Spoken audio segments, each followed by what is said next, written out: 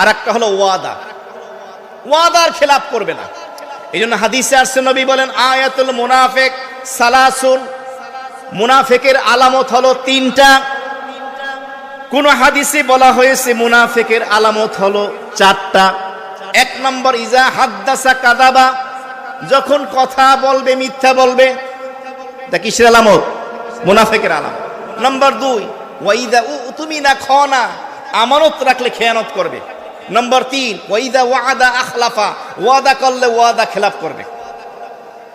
টাকা নেছে, আগামী সপ্তাহে দেব, ওয়াদার খেলাফ আছে কি নাই? তাহলে এই তিনটা মন্দ গুণ। আর এক হাদিসে আসছে, ইজা খাসামা ফাজারা, কারো সাথে ঝগড়ায় লিপ্ত হলে গালিগালাজ করবে। এগুলো হলো মুনাফিকের আলামত।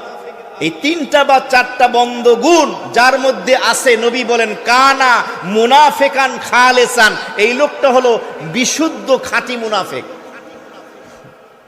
আর যার মধ্যে একটা বা দুইটা আছে, তার মধ্যে মুনাফিকের এই মন্দ গুণ আছে। তাহলে আমানতের খেয়ানত করা, ওয়াদার খেলাপ করা, এটা কি? এটা হলো মুনাফিকের আলামত।